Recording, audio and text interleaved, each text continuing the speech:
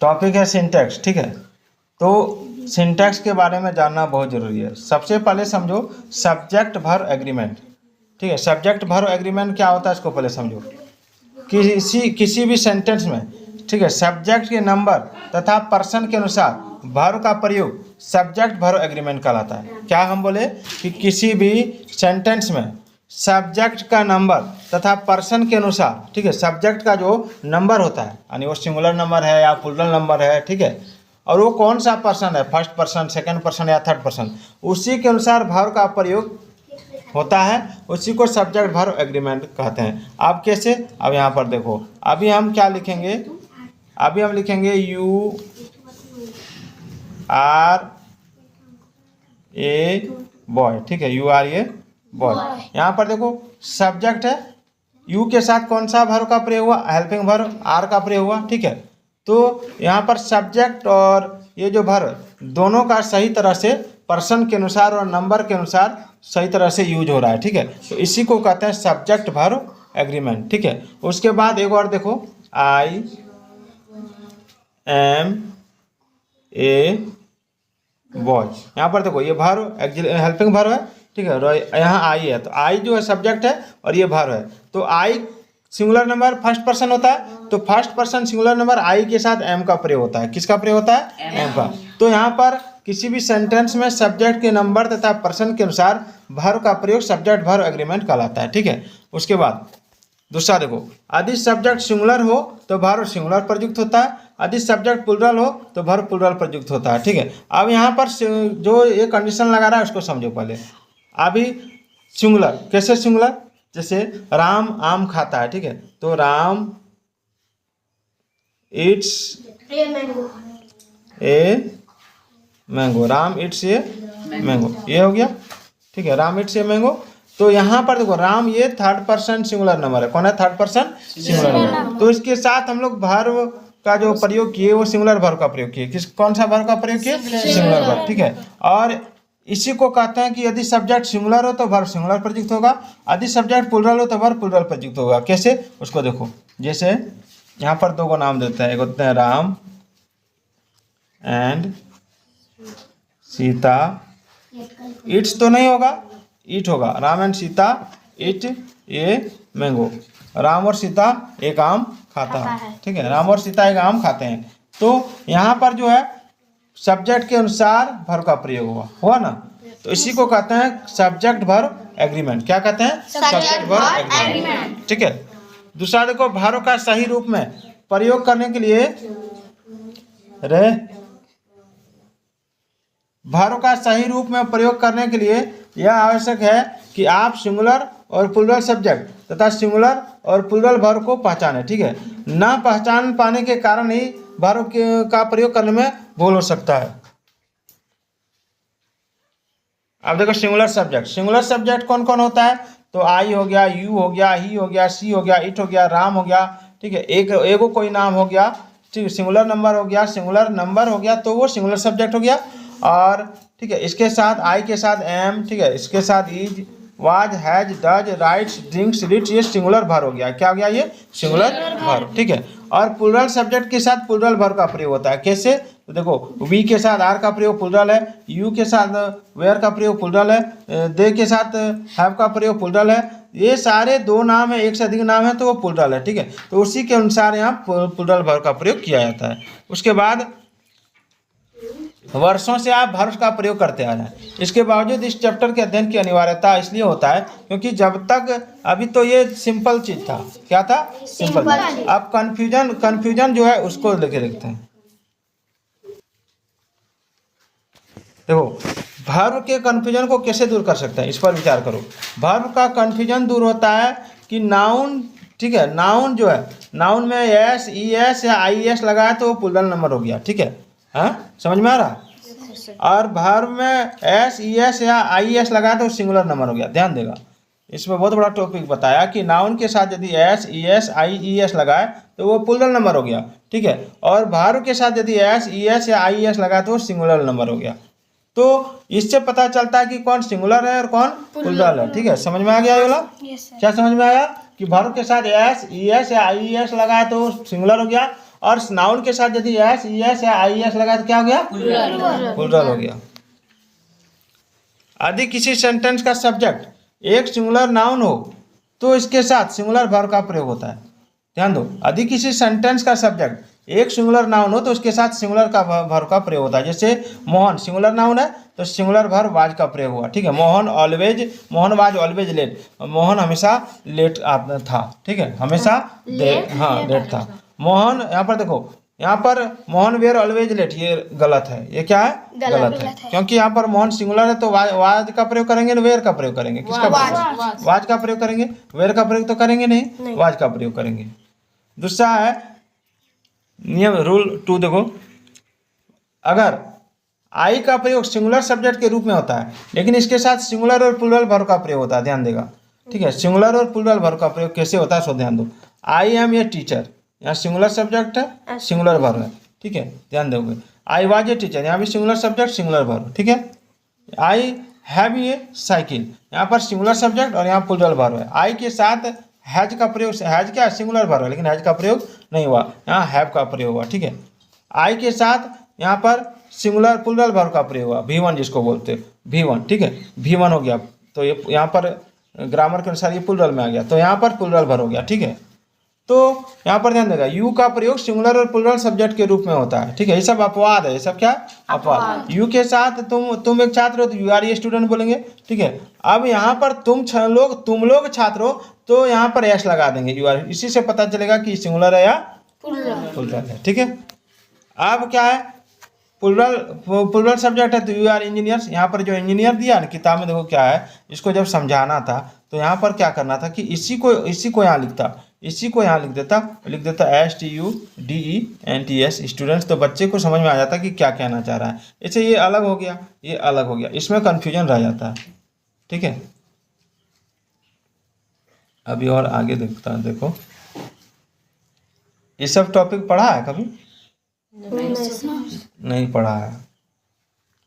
देखो यहाँ पर देखो, you go there plural subject plural verb, यहाँ देखो you were playing plural subject plural verb. ठीक है, अब हम लोग चलेंगे नीडंट और डेयरंट का प्रयोग। नीडंट और डेयरंट का प्रयोग, अब कोई बोलता है हाउ डेयर यू, तुम्हें सांस कैसे हुई, उसी तरह नीडंट और डेयरंट का प्रयोग सिंगुलर और प्लूरल में सब्जेक्ट के साथ प्लूरल फॉर्म में होता है। किस में होता है? प्लूरल फॉर्म में। ठीक है, नीडंट और डेयरंट का प्रयोग सिंगुलर और प्लूरल सब्जेक्ट के साथ, सिंगुलर रहे चाहे प्लूरल रहे, दोनों के साथ प्लूरल फॉर्म में प्रयोग होता है। सब्जेक्ट सिंगुलर रहे या प्लूरल है उससे कोई मतलब नहीं है, दोनों का प्रयोग प्लूरल फॉर्म में होता है। जैसे सी क्या है? सिंगुलर सब्जेक्ट है ना।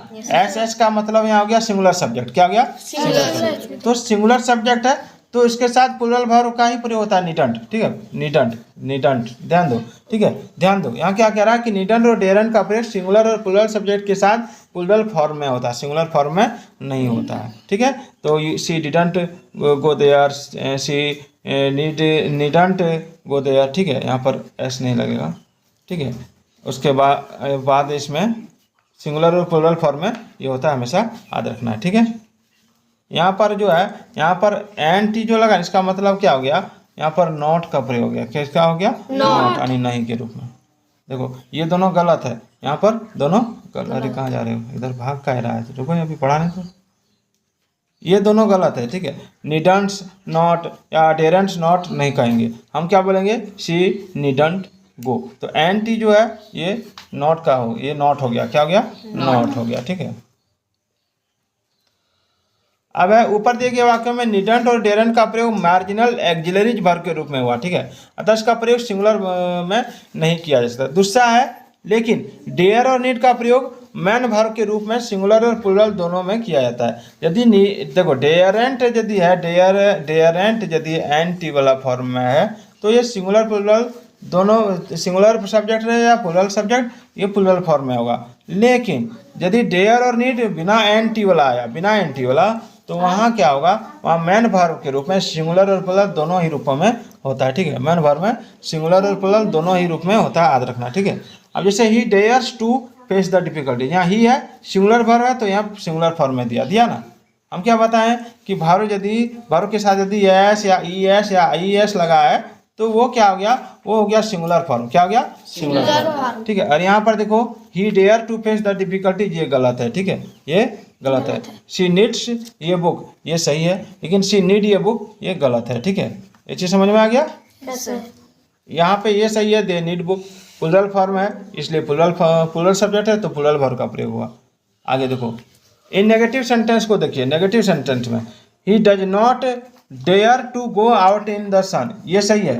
देखो सिंगुलर सब्जेक्ट, ठीक है, और ये तुम्हारा सिंगुलर एक्जिलरी वर्ब है। ए बी का मतलब हो गया एक्जिलरी वर्ब, ठीक है, या इसको हेल्पिंग वर्ब बोल सकते हैं। क्या बोल सकते हैं? Helping verb. ठीक है, तो यहाँ पर एस ए भी का फुल फॉर्म हो गया सिंगुलर एक्जिलरी वर्ब। ठीक है, और इसमें जो पी ए भी है इसका फुल फॉर्म हो गया पी ए भी का प्लुरल एक्जिलरी वर्ब। ठीक है, ध्यान देगा, समझ में आ रहा है। तो यहाँ he does not dare to go out in the sun, तो उसको सूरज की रोशनी में जाने का हिम्मत नहीं होता है, ये चीज़ यहाँ के हो रहा है। ठीक है, तो यहाँ डज नॉट लगा।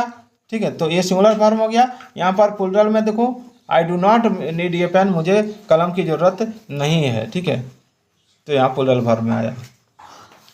एक चीज़ समझ में आ गया। यहाँ पे लिख भी दिया है, एस ए बी का अर्थ होता है सिंगुलर एक्जिलरी वर्ब और पी ए बी का अर्थ होता है प्लुरल एक्जिलरी वर्ब। ठीक है, अब डेयरेंट और नीडंट के बाद इन्फिनेटिव विथ टू का प्रयोग होता है। ध्यान दो, डेयरेंट और नीडंट के बाद इन्फिनेटिव टू का प्रयोग होता है। इन्फिनेटिव टू किसको कहते हैं? जब वर्ब जो है टू के साथ रहे, जैसे टू गो, तो ये इन्फिनेटिव हो गया। ठीक है ना, टू के साथ यदि वर्ब रहे, टू के साथ यदि प्लस वर्ब वन रहे, हमेशा याद रखना, verb two, verb three, verb four, verb five नहीं, वर्ब वन। कौन होगा? Verb one. टू के साथ यदि वर्ब वन रहे, टू प्लस वर्ब वन, तो वो क्या होता है? वो इन्फिनेटिव कहलाता है। ये क्या कहलाता है? इन्फिनेटिव कहलाता है। फैंटेरी नहीं रे, इनफैंटेरी नहीं, इन्फिनेटिव, इन्फिनेटिव। हाँ, फैंटेरी और फंटरी नहीं होगा। यदि डेयर तथा नीड का प्रयोग, ठीक है, यदि डेयर तथा नीड का प्रयोग हिम्मत होना, पढ़ना या आवश्यकता होना के अर्थ में मैन वर्ब के रूप में हो, तो इसके बाद इन्फिनेटिव विथ टू का प्रयोग जरूरत के मुताबिक होता है। जैसे ही dares to oppose his teacher. ठीक है, he dares oppose his teacher, दोनों यहाँ पे जो है ना, ये गलत है और ऊपर वाला सही है, हमेशा याद रखना। चलो आगे बढ़ते हैं। देखो, अब है rule 5, suppositional sentence. Suppositional sentence वैसा सेंटेंस होता है, ठीक है, जिसमें if, a if, as though, if only, suppose, I wish, we wish, he wishes, she wishes, इस तरह का सेंटेंस का प्रयोग, इस तरह का वर्ड का प्रयोग होता है। ठीक है, तो इसकी कोरी कल्पना या संभव शर्त का बोध होता है। इसमें सपोजिशनल यानी शर्त हो गया। क्या हो गया? शर्त हो गया, शर्त वाले वाक्य। तो इन शब्दों के बाद किसी भी नंबर तक पर्सन के सब्जेक्ट का प्रयोग क्यों नहीं हो, फिर भी प्लुरल वर्ब वेयर का प्रयोग होता है। ठीक है, इसमें अगर सब्जेक्ट सिंगुलर भी रहे या सब्जेक्ट प्लुरल भी रहे, ठीक है, तो इसमें वेयर का प्रयोग करेंगे। किसका प्रयोग करेंगे? वेयर। जैसे I wish Manisha were my wife. देखो, मेरी इच्छा है कि मनीषा मेरी पत्नी बने। हाँ, आई wish Manisha was my wife, ये गलत हो जाएगा। हमेशा याद रखना, कंडीशनल सेंटेंस में, सपोजिशनल सेंटेंस में क्या होता है? सपोजिशनल सेंटेंस में कौन दो, देखो सपोजिशनल सेंटेंस, सत्यम कुमार समझ रहा है? फिर तुम भी मार खाने के चक्कर में कल नहीं रहेगा, एकदम इसको समझ लेगा। सपोजिशनल सेंटेंस में क्या होता है कि अगर हम कोई चीज़ अपना, कंडीशनल या सपोजिशनल सेंटेंस वैसा सेंटेंस होता है जिसमें हम अपनी इच्छा जाहिर करते हैं। ठीक है, कोई शर्त रखते हैं, कंडीशन रखते हैं, तो उसमें बोलते हैं कि मेरी इच्छा है कि ये क्या नाम है तुम्हारा, अंशु मेरा भाई बने। ठीक है, तो वहाँ पर हम बोल सकते हैं कि I wish Manisha sorry Anshu were my brother. बरोद नहीं, बरोदर।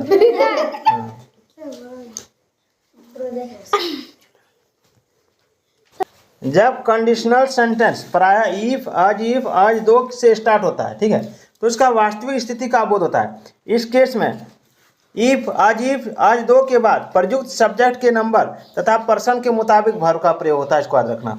इफ यू कम हेयर तो आई विल टीच यू, अगर तुम यहाँ आते हो तो मैं तुम्हें पढ़ाऊँगा। ठीक है, इसमें क्या कह रहा है इसको समझो कि यदि कंडीशनल सेंटेंस प्राय इफ, आज दो से स्टार्ट होता है तो इसके वास्तविक स्थिति का बोध होता है। इस केस में इफ, आज दो के बाद प्रयुक्त जो सब्जेक्ट होता है, ठीक है, और नंबर होता है, पर्सन होता है, उसी के अनुसार वर्ब का प्रयोग होगा, ठीक है। तो यहाँ पर जो वर्ब का प्रयोग हुआ देखो, इफ यू कम, तो यहाँ पर देखो यू के अनुसार लगा ना, यू के अनुसार लगा, इसको ध्यान देना है। दूसरा, ऑप्टेटिव सेंटेंस में सिंगुलर सब्जेक्ट के साथ भी प्लूरल वर्ब का प्रयोग होता है ऑप्टेटिव सेंटेंस में। ऑप्टेटिव सेंटेंस क्या होता है? ऑप्टेटिव सेंटेंस यानी इच्छाबोधक सेंटेंस जिसको बोलते हैं, ठीक है, यानी जिसमें हम लोग बोलते हैं किसी की लंबी आयु के बारे में, उसको बोलते हैं कि भगवान तुम्हारी आयु लंबी करे, किसी को बोलते हैं कि तुम्हारी दोस्ती लंबे समय तक चले, बोलते हैं ना, तो उसको कहते हैं ऑप्टेटिव सेंटेंस। तो इसमें क्या होता है, इसमें ऑप्टेटिव सेंटेंस में प्लूरल वर्ब का प्रयोग होता है। क्या किसका प्रयोग होता है? प्लूरल वर्ब का। देखो यहाँ पर लगा दिया ना प्लूरल वर्ब। तो लॉन्ग लिव आवर फ्रेंडशिप, ठीक है, हमारी दोस्ती लंबी समय तक चले। गॉड सेव द किंग, भगवान राजा को बचाए। तो इस तरह का सेंटेंस में किसका प्रयोग होता है? प्लूरल वर्ब का। किसका प्रयोग होता है? प्लूरल वर्ब का। दूसरा, ऑप्टेटिव सेंटेंस से इच्छा का बोध होता है। किसका बोध होता है? इच्छा का, ठीक है। किसका बोध होता है? इच्छा का। अरे काम नहीं कर रहा है। कभी कभी ऑप्टेटिव सेंटेंस में क्या होता है कि मे का देखो, कभी कभी मे ऑप्टेटिव सेंटेंस में नहीं दिया जाता है, जिससे हम लोग को अंडरस्टूड कर लेना चाहिए। कभी कभी क्या होता है कि मे, यहाँ पर मे नहीं लगाया, यहाँ पर होता है may God save the king, may long live our friendship, तो मे का प्रयोग नहीं दिया है, फिर भी इस तरह का सेंटेंस है तो वो ऑप्टेटिव सेंटेंस में आता है। रूल 7 क्या कह रहा है कि यदि टू सिंगुलर नंबर एंड से जुड़कर सेंटेंस के सब्जेक्ट के रूप में प्रयुक्त हो तो इसके साथ प्लूरल वर्ब का प्रयोग होता है। जैसे रवि एंड कवि, तो रवि एंड कवि दो नाम है, तो इसके साथ प्लूरल वर्ब का प्रयोग होगा, हमेशा याद रखना। जैसे यहाँ पर प्लूरल वर्ब लगाया ना, हैव लगाया ना, यहाँ प्लूरल वर्ब क्या लगाया? हैव लगाया। अब जैसे ये बॉय एंड ये गर्ल लव ईच अदर, तो यहाँ पर देखो प्लूरल वर्ब का प्रयोग हुआ। क्या है? प्लूरल वर्ब का प्रयोग हुआ। अब देखो रूल 8 क्या कह रहा है? रूल 8, पेयर वर्ड्स, युग्म शब्द जैसे bread and butter, rice and करी एक साथ में आता है, जो एक ही साथ हमेशा रहता है, अलग नहीं रहता है। Bread and butter, rice and curry, hammer and sickle, slow and steady, truth and honesty, ठीक है, ट्रूथ एंड ऑनेस्टी। उसके बाद आ गया horse and carriage, crown and glory, rise and fall, coming and going, screaming and shouting, age and experience, eggs and bacon, ham and eggs, long and short, sum and substance, bag and baggage. तो इस तरह जो होता है, इसमें क्या होता है कि इसमें सेंटेंस के सब्जेक्ट के रूप में होने पर इससे एक ही वस्तु का या भाव का बोध होता है, तो इसके साथ सिंगुलर वर्ब का प्रयोग होता है। जैसे हम लोग बोलते हैं ना कि ब्रेड और बटर मेरा सबसे फेवरेट नाश्ता है, तो bread and butter is my favourite breakfast. तो देखो दो को नाम एक साथ आया, ब्रेड एंड बटर, तो एक साथ हमेशा रहता है जो चीज़, तो उसमें सिंगुलर वर्ब का प्रयोग होता है, ठीक है। लेकिन इससे एक ही को चीज़ का बोध हो रहा है। किसका बोध हो रहा है? तो नाश्ते का बोध हो रहा है। किसका बोध हो रहा है? नाश्ते का बोध, ठीक है। आ गया समझ में? यहाँ पर आर का प्रयोग करेगा तो वो गलत हो जाएगा। क्या हो जाएगा? गलत हो जाएगा। अभी रूल नहीं, अभी पहले यहाँ देखो, राइस एंड करी is a popular dish, rice and करी इज ए पॉपुलर डिश। तो राइस और करी क्या है? ये एक ही साथ बोल रहा है, एक प्रकार का डिश है, ठीक है, एक प्रकार का खाना है, तो यहाँ पर इज का प्रयोग हुआ। किसका प्रयोग हुआ? यानी सिंगुलर वर्ब। यदि दो सिंगुलर काउंटेबल नाउन एंड से जुड़कर, नॉट वन, देखो यदि दो सिंगुलर काउंटेबल नाउन एंड से जुड़कर, ठीक है, यहाँ पर देखते हैं रूल 9, इसको बाहर कहाँ किया दोनों ने? सर वहाँ पे तो हम खड़ा है। ये हिंदू मुस्लिम कराता है सर जैसे सर स्कूल में सब। हाँ का